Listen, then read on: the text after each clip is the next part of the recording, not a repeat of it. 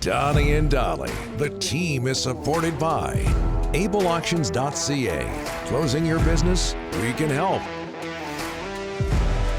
So draft is in a couple weeks, and we're not going to get ahead of ourselves, but it looks like you're not going to be going to the Vancouver Canucks. Is that safe to say? So you do realize that you can't go to Canucks games anymore and chant, "Go Canucks, go."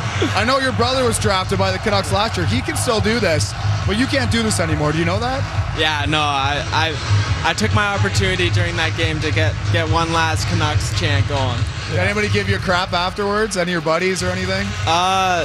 Yeah, my buddies. I also heard about it at the Combine a little bit, so...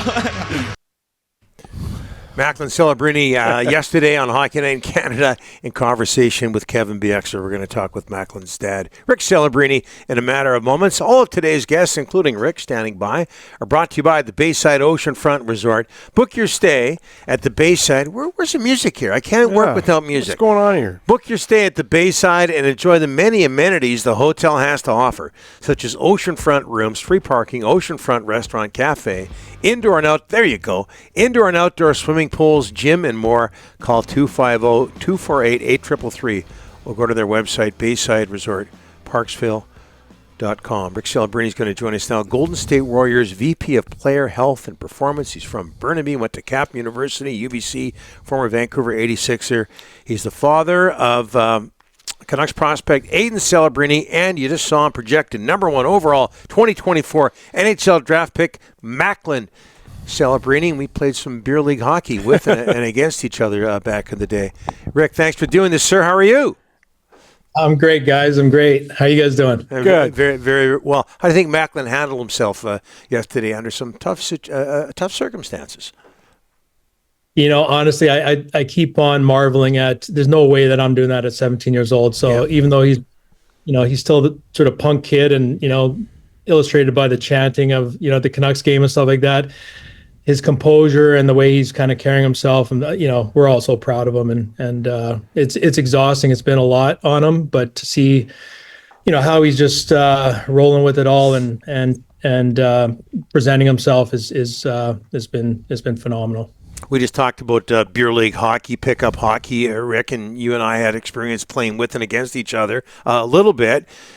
You're a soccer guy, though. Both your boys are big league, elite hockey players. How did that happen? I don't know where I went wrong, Donnie. Yeah. Maybe because I coached them in soccer, and maybe that's what.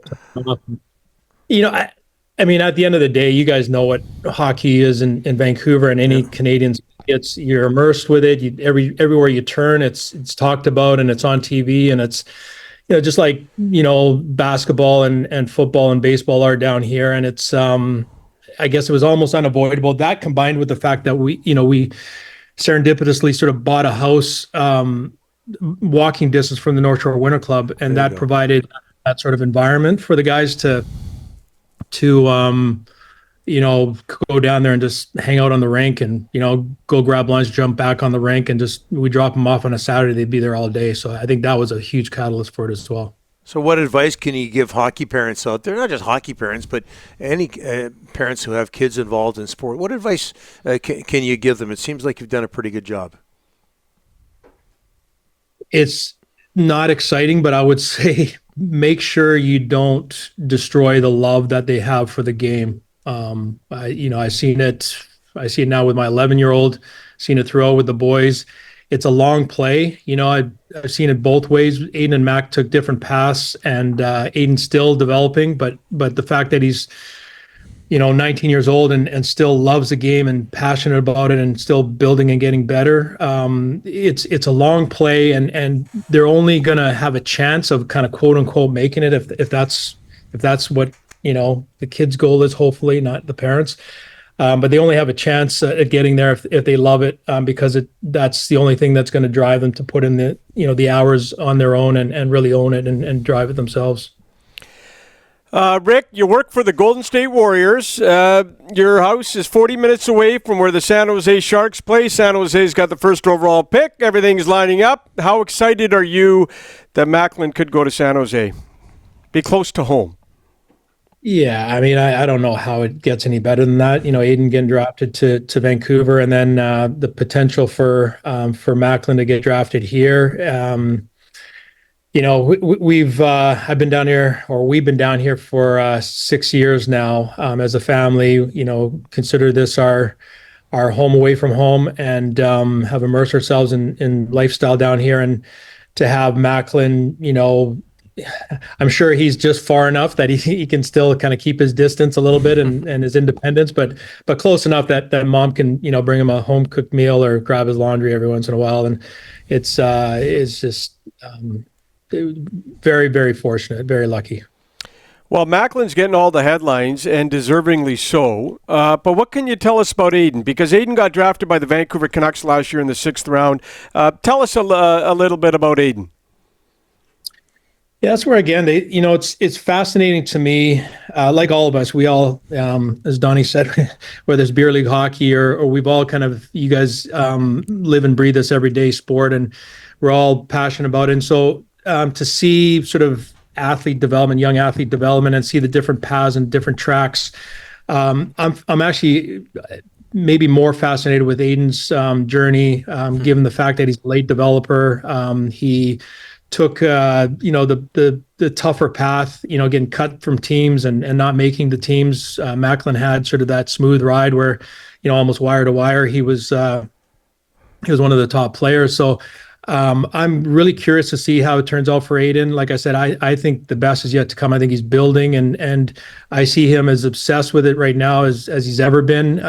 He's on the ice for 3 or 4 or 5 hours a day, and in the gym and doing the girls grind and stuff like that. So I'm curious to see where his potential is and whether he realizes the potential, but it won't be from a lack of work and passion and effort in getting there. Rick, you're a very important member of the Golden State Warriors, player health and performance. You hear the Warriors talk about you. Boy, oh boy, what a great reputation. You played soccer at the high level. What about the training these kids go through today? And you've seen it with your 2 boys, hockey players, and Donnie and I know it too. We put kids through minor hockey, and and just the absolute. You have to eat right, you have to train right. Talk about what it is for athletes today. You got 2 of them right at home. Yeah, it really is now, a science in all aspects, whether it's a skill acquisition piece, whether it's the physical performance and physiological preparation. The recovery is obviously massively important, especially at the professional level. And to see where it's come, even with the technologies, it's both exciting and daunting to try to keep on top of the latest, the cutting edge, and yet not kind of get distracted by kind of the fluff. And the fundamentals are still the fundamentals, the principles to athletic development and really reaching any a mastery in any discipline, whether it's the arts or the music or sport, are all still the same. But to your point, to see the evolution and it feels like players are, year over year are getting better in all those different areas. And I guess it's to be expected, but it's phenomenal to watch it happen and try to keep on top of, like I said, what the latest is, and what's valid and what's impactful. At what point did you realize that Macklin had exceptional talent, Rick? Well, I guess first it depends on how you define talent. He had a compete and an intensity and a love for what he did pretty much from the very beginning. I remember actually I wasn't there. My wife Robin took for his first skating lesson, and he didn't want any part of the person that was instructing the skating, but he went out with the bars and kind of taught himself how to skate and kind of would spend hours up doing it. So I don't think we can take any credit for any of that aspect of things. Once he started playing hockey, we were fortunate again to have a great environment, great coaches that just kind of fueled his love for it. And very early on, he showed that sort of compete that I think was innate in him, and then I think the skill part of it sort of came later. All right, Rick, before I let you go, I believe you've been with Golden State since 2018. What's it like working with Steph Curry? Well, It's phenomenal in every way. I was actually just talking to his security guy yesterday about stuff, and it's so cliche-ish, but the person is almost, well, the person is greater than the athlete, and that's saying something, because he's one of the best athletes in the world or in history in this game. But the way he carries himself, the way he looks after his family, his friends, his teammates, everyone around him, it's just. I would summarize it like this, and this is coming from his security guy, Yusuf. He said, a lot of people are put on this earth to, for their families, for, friends and close communities, and he said, Steph was put on this earth for the world, and it's so true. He's just such an ambassador for everything that's good in sport and in life. Rick, I can't thank you enough for doing this. One of my favorite eras, I've been around this market for a long, long time, was covering the 86ers back in the day. It was that team, that franchise kept soccer alive in this city, and you were a big part of it. I loved covering you and that team and all your success. Congratulations, my friend, and congratulations on everything going on with your family. Can't thank you enough for doing this. Appreciate it, guys. Miss you guys up there, and I really appreciate you guys having the thought to include me in your show. Anytime. Thanks, Rick. All the best. Thanks, guys. Take care. Appreciate it.